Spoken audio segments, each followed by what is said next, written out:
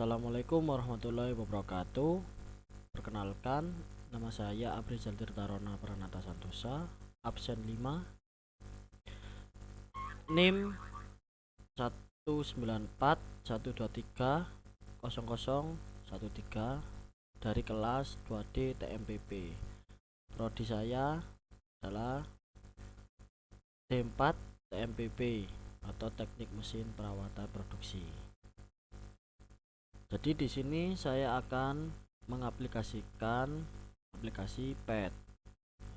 PET itu sendiri adalah simulasi interaktif fenomena-fenomena fisik berbasis riset yang diberikan secara gratis. Dan di dalamnya terdapat berbagai ilmu fisika, kimia, biologi, dan macam-macam. Di aplikasi ini untuk memudahkan kita dalam pembelajaran. Nah, di sini kita akan menuju aplikasi PET yang hukum ohm ya ini penggambarannya atau bentuk aplikasinya seperti ini. Nah, di sini kita akan belajar tentang hukum ohm melalui simulasi ini ya. Dimana di sini terdapat V atau volt yaitu tegangan. Di sini terdapat I atau arus. Yang satuannya yang pada aplikasi ini adalah milimeter ampere. Dan di sini terdapat R itu resistansi atau satuannya ohm. I di sini berbanding lurus dengan V, dapat dilihat pada simulasi di sini ya. Ketika V-nya kita perbesar ya, kita tambah V-nya menjadi 6,0 volt, I-nya di sini akan besar juga, arusnya ini akan bertambah juga. Tuh. Namun berbeda dengan resistansi. Kita kembalikan. Dimana ketika resistansi ini diperbesar, maka I-nya akan semakin kecil ya. Pertama ini posisi awal, kita akan perbesar menjadi ini wis 762 ohm. Nah, di sini terdapat arus yang mengecil I-nya. Ini akan mengecil di sini. Yang dihasilkan adalah 5,9 mA. Kita beri contoh ya. Sekarang kita beri contoh. Diumpamakan. Kita beri contoh untuk V ya. Diumpamakan voltnya kita pakai 6 volt. Dengan resistansi kita pakai 410 ohm. Maka kuat arus yang dihasilkan atau I yang dihasilkan ini adalah 14,6 mA. Ini hasilnya. Apabila tegangan 6 volt dan resistansi 4 ohm, maka hasilnya harusnya 14,6 mA. Kemudian apabila ini tegangan kita turunkan, V-nya kita turunkan jadi 2 volt dan resistansinya tetap yaitu 410 ohm ya. Di sini kita tahu ini akan kecil menjadi 4,9 mA gitu. Dan kita akan beri contoh untuk resistansi atau R. Kita beri contoh untuk resistansi ya. Apabila V-nya kita ubah menjadi 6 volt ya, dan resistansinya kita perbesar. Resistansinya kita perbesar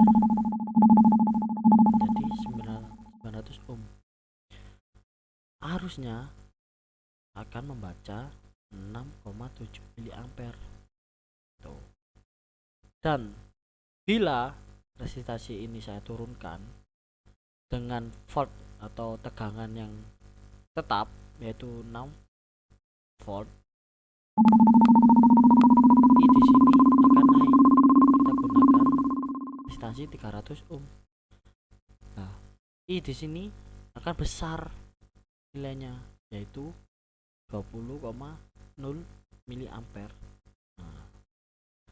jadi kesimpulannya pada hukum ohm ini dapat disimpulkan bahwa arus listrik ini berbanding lurus dengan beda potensial dan sebaliknya.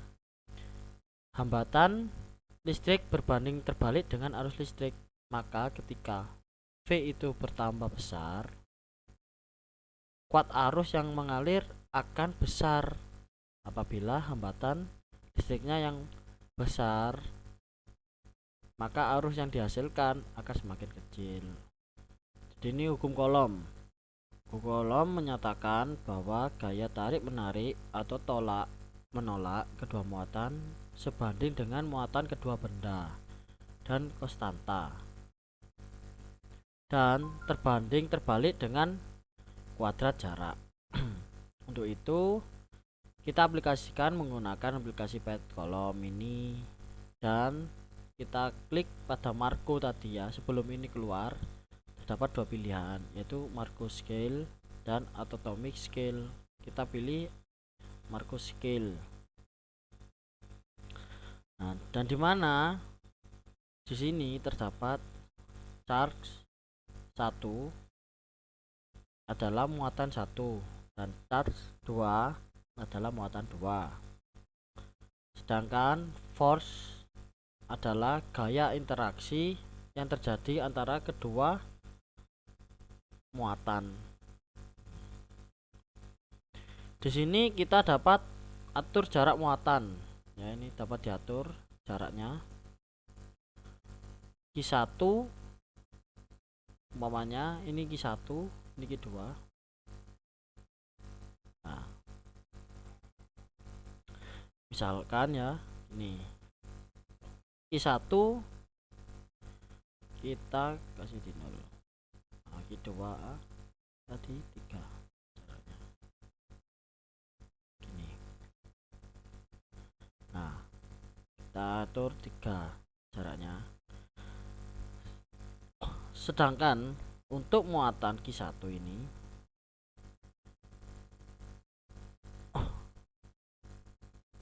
kalian atur ke posisi 1 0 ya, dan keduanya ini ke 3. Dan di sini charge-nya ini kita gunakan 4 mikrocoulomb, dan charge 2-nya kita gunakan 8 mikrocoulomb. 1 mikro itu sama dengan 10 pangkat min 6 coulomb. Ya. Dan di sini sudah terbaca, dapat kita baca. Pada jarak Q1-nya ini 0, kemudian Q2-nya 3 yaitu 3 cm. Dapat dibaca hasilnya ini keluar, ini sudah 3,20 kali 10 pangkat 2 Newton. Jadi hasil yang dihasilkan pada jarak 3 cm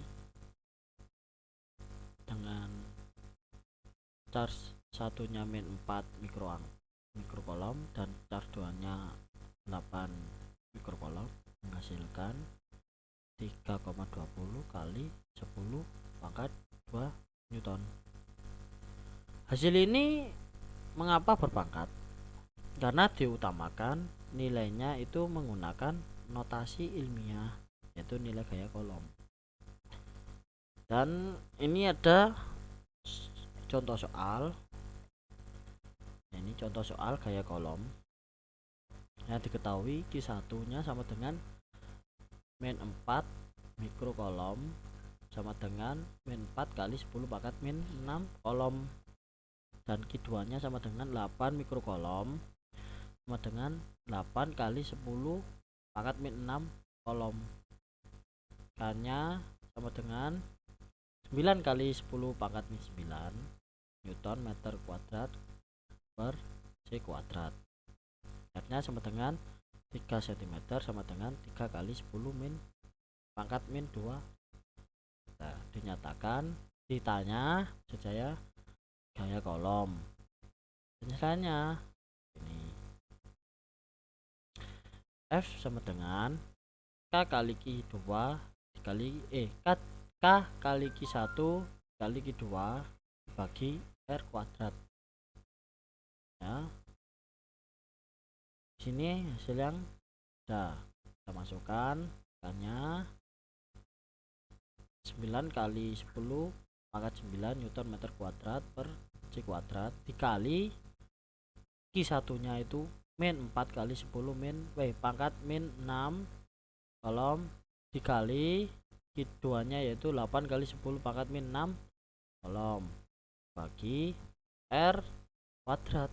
R kuadratnya 3 kali 10 pangkat min 2 meter pangkat dalam tutup kurung kuadrat sama dengan hasil seperti ini. 9 kali min 4 kali 8 kali 10 pangkat min 3 dibagi ini dihitung ya, tadi hasilnya begini, 9 kali 10 pangkat min 4 Newton.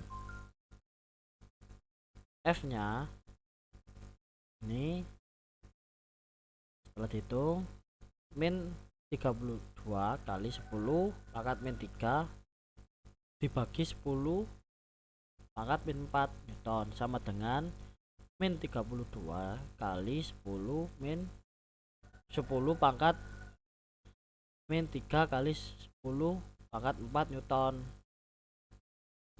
Bisa juga F sama dengan min 32 kali 10 pangkat 1 Newton sama dengan min 3,2 kali 10 pangkat 1 kali 10 pangkat 1 Newton, atau F nya kita tulis min 3 kali min 3,2 kali 10 pangkat 2 Newton. Itu untuk hukum kolom. Ya, di sini saya akan menjelaskan tentang medan listrik untuk mengaplikasikan di PET medan listrik. Medan listrik merupakan efek yang diberikan oleh muatan listrik seperti elektron, proton, atau ion terhadap area di sekitarnya.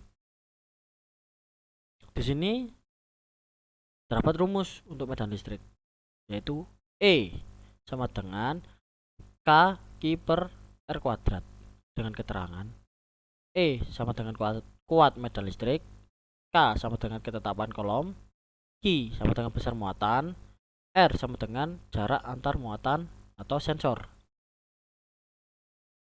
Sebelum mengaplikasikan, saya akan jelaskan bagian-bagian dari aplikasi PET. Pertama, di sini adalah proton atau muatan positif. Dan ini adalah elektron, muatan negatif. Di sini terdapat sensor. Ya. Sensor. Dan di sini ada meteran untuk mengukur jarak antara namanya proton dan sensor untuk mengetahui jaraknya. Dan di sini juga terdapat electric field yang merupakan untuk mengetahui medan magnet. Ini kalau kita checklist ini tidak tahu, kalau kita checklist akan ketahuan.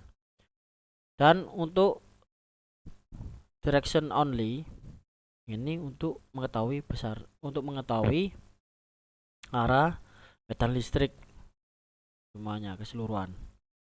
Dan untuk volt ini mengetahui tegangan, dan untuk valve ini untuk mengetahui nilai muatan listrik.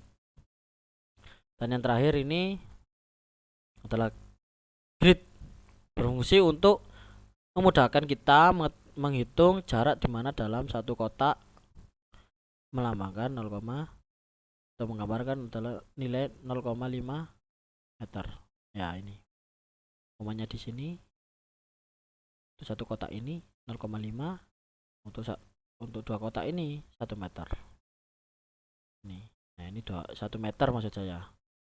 Ini 0,5, 1 meter. Oke. Di sini medan listrik sendiri sesuai dengan rumus nilainya selalu berbanding lurus dengan besar muatan dan berbanding terbalik dengan jarak. Ini berbanding lurus dengan muatan, berbanding terbalik dengan jarak. Gitu. Artinya, saat besar muatan semakin besar, maka besar medan listriknya. Semakin besar semakin besar juga medan listriknya. Namun sebaliknya, apabila R-nya ini semakin besar, maka akan semakin kecil nilai medan listriknya. Untuk membuktikan simulasi ini, saya terdapat ya ini soal atau tabel medan listrik dengan muatan Q tetap, dan yang kedua tabel muatan listrik dengan jarak R tetap. Nah, kita langsung saja ke pengaplikasian. Untuk yang pertama, tabel medan listrik dengan muatan Q tetap, Q-nya tetap. Pertama, proton kita ambil 1 ya. Ini muatannya 1. Ini kita checklist semuanya. Nah, ya kita tarik ini ke dari tengah gini untuk mengetahui pengukuran ya.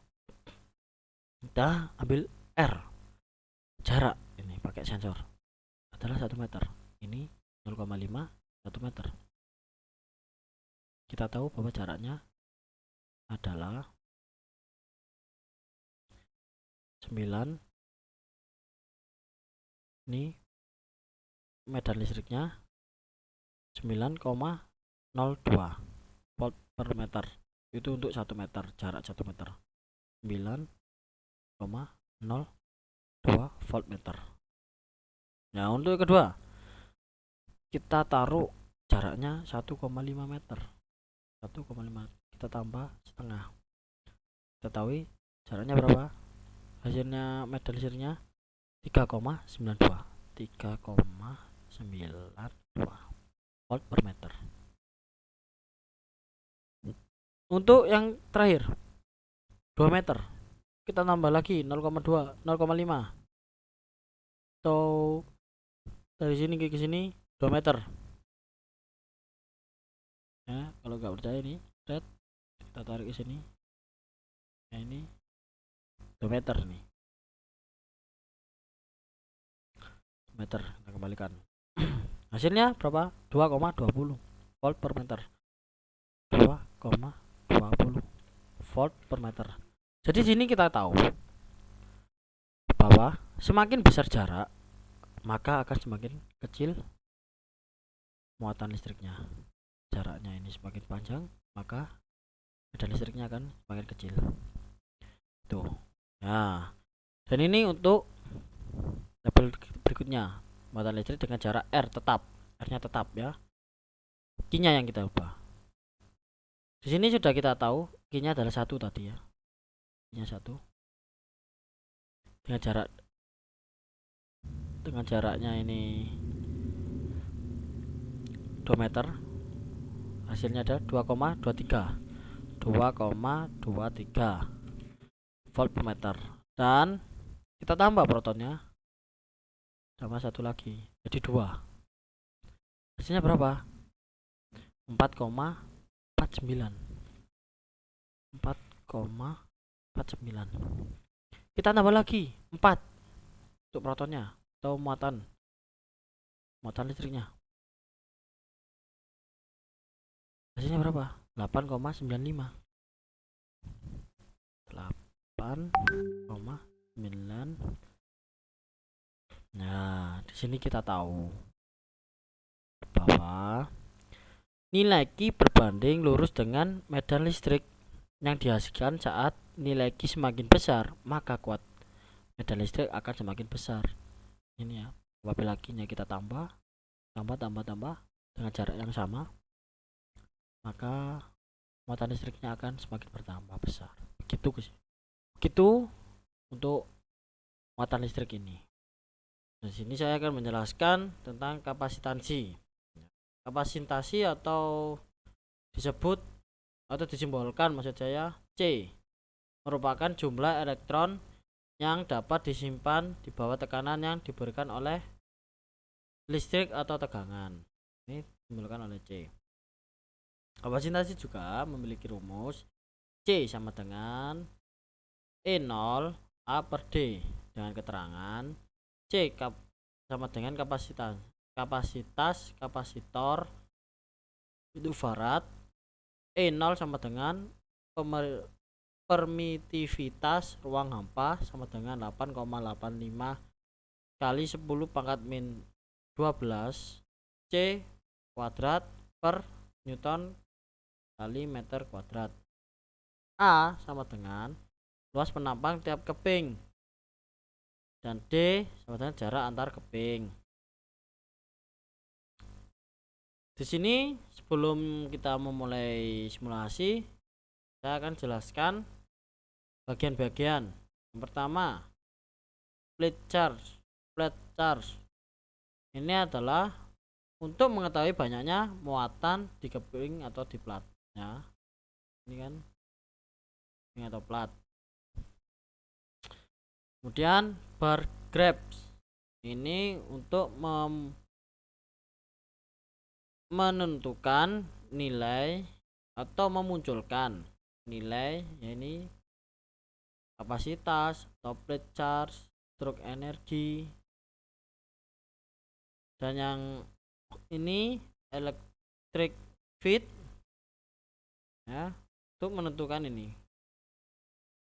electric field untuk memunculkan atau mengetahui arah elektron ya, arah elektron dari 0 enggak ada, dan ini akan ada 0. Oke. Dan di sini adalah separation. Separation ini adalah atau jarak. Jarak. Dan kalau yang ini plate area. Ini adalah penampang. Pertama, tegangan baterai kita naikkan ke 1,5 volt. Di sini kita bisa lihat arah elektronnya ini mengarah dari positif ke negatif. Arahnya dari atas ke bawah, menuju ke bawah. Kemudian kita mencari hubungan antara kapasitansi dengan plat area. Di sini saat plat areanya 200, kita ini ya, umpamanya ini kita rubah ke 200 ya, milimeter kuat persegi, dan kapasitasnya akan membaca 0,18 picofarad dengan separasian 10,0 mm. Saat kita perbesar nilai kapasitasnya itu juga akan membesar. Ini akan membesar, nilai kapasitasnya akan juga membesar dengan nilai 0,35 picofarad. Mengapa bisa besar? Ini dikarenakan muatan yang ada semakin banyak karena area penyimpanan dari muatan semakin besar. Bila kita perkecil ya, untuk areanya menjadi 100, plat areanya ini jadi 100, kecil, ini paling kecil ya, dan nilainya menjadi 0,09 picofarad ya. Kemudian setelah ini kita dapat menyimpulkan nilai kapasitansi itu berbanding lurus dengan plat area atau luas penampang atau keping, ini keping, dimana bila luas keping diperbesar, ini bila diperbesar, maka kapasitansinya juga akan membesar. Kemudian kita akan mengecek hubungan antara kapasitansi dengan separation, ya, ini dengan separation atau jarak. Pertama, pad area kita maksimalkan, ini maksimalkan 400 mm persegi. Setelah itu separationnya atau jarak kita perbesar, ini sudah kita perbesar, ya, ini sudah kita perbesar, untuk ini kita perbesar, maka kapasitasnya akan semakin kecil. Nah, ini nilai kapasitasnya akan semakin kecil. Dan sebaliknya, jika jaraknya atau separationnya kita perkecil, maka nilai kapasitasnya akan semakin besar, akan bertambah, yaitu 1,18 picofarad dengan kapasitas 3,0 mm. Ini membuktikan bahwa nilai separation atau jarak berbanding terbalik dengan kapasitas, dimana saat separation atau jarak separation ini atau jarak kita perbesar, maka kapasitasnya akan semakin kecil, dan juga sebaliknya. Itu untuk penjelasan kapasitansi. Ya, di sini saya akan menjelaskan tentang resistansi. Apakah resistansi itu, nilai resistansi itu berbanding lurus dengan nilai resistivitas. Ini ya, resistivitas ini apakah berbanding lurus dengan nilai resistansi. Ya, di sini terdapat banyak, ada P itu untuk resistivitas, dan L untuk panjang, A untuk daerah, dan ini hambatan. Pertama, di sini kita lihat saat nilai resistivitasnya ini menunjukkan 0,50 ohm dan hambatannya adalah 0,667 ohm.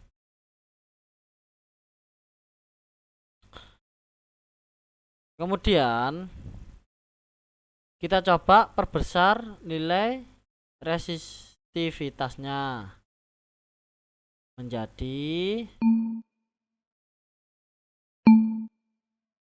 namanya kita coba nilainya 0,75, ya. Saat nilai resistansinya ini 0,75, kita lihat hambatannya. Di sini hambatannya tertulis 1,00 ohm. Setelah itu kita coba perkecil, ya. Kita coba perkecil untuk nilai resistivitasnya menjadi 0,22, ya. Dan di sini hambatannya adalah 0,293 ohm. Nah, di sini kita dapat membuktikan bahwa nilai resistivitas itu memang berbanding lurus dengan nilai resistivitas atau hambatan. Jadi resistivitas ini berbanding lurus dengan hambatan. Kenapa? Karena pada saat nilai resistivitasnya ini kita naikkan, nah nilai hambatannya juga ikut naik. Dan bila resistivitas ini kita turunkan, nilai hambatan juga akan menurun. Itu membuktikan bahwa nilai resistivitas berbanding lurus dengan nilai resistansi atau nilai hambatan.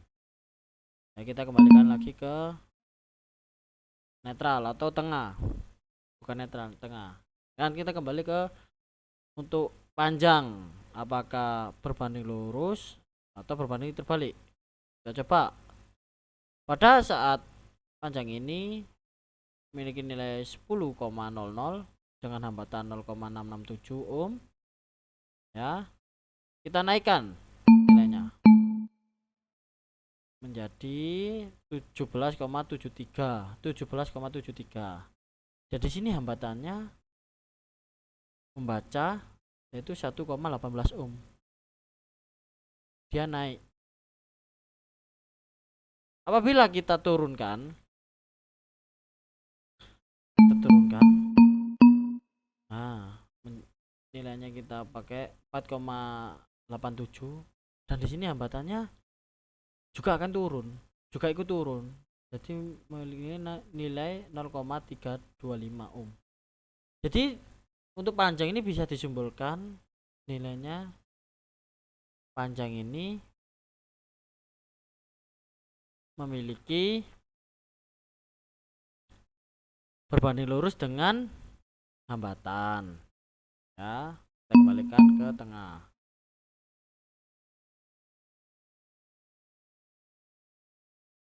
Nih, nah kita untuk coba yang daerah, ya.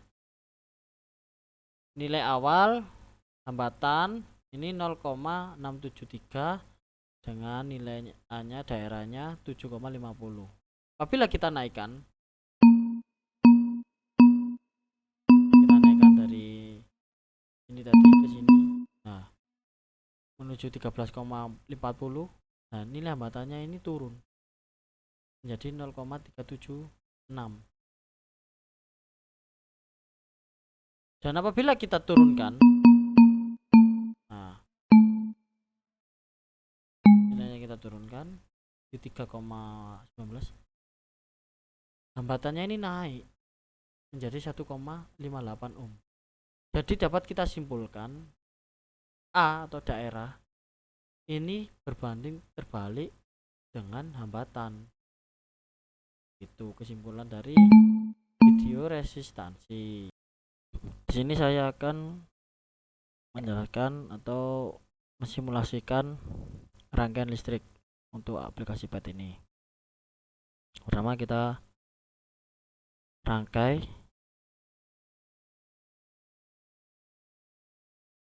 listrik. Ini pertama ada baterai, ada kabel, kita kasih lampu.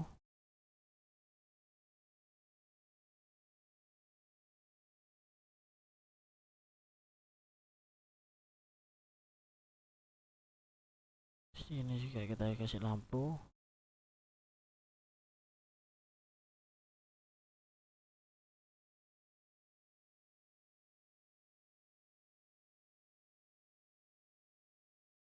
Sini kita kasih saklar. Ini yang pertama adalah rangkaian seri. Ini saklarnya kita sambung, menyala lampunya, jadi berhasil. Dan untuk hambatannya ini lampunya ini 10 ohm, ini juga 10 ohm. Coba kita tes tegangan.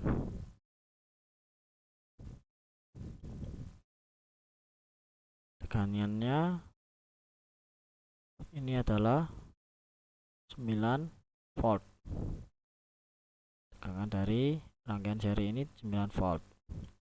Untuk ampernya atau arusnya kita pasang di sini. Berapa arusnya kan? Nah, di sini terbaca arusnya 0,45 ampere dengan tegangan 9 volt. Ini untuk arus untuk rangkaian seri. Oke, sekarang kita rangkai lagi, membuat rangkaian paralel.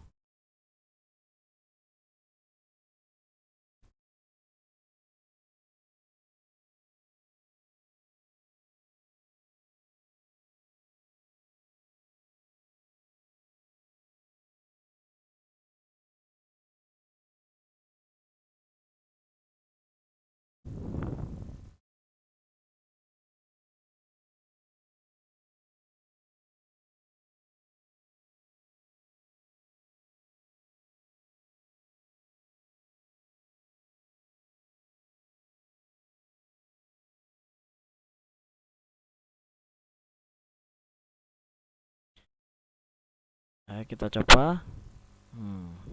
Sini kita bisa lihat rangkaiannya berjalan mulus dengan hambatan lampu pertama 10 ohm, lampu kedua juga 10 ohm. Kita coba juga tegangannya. Ini sama seperti rangkaian seri 9 volt. Tapi gimana dengan ampernya atau arusnya? Kita coba di sini, kita putuskan.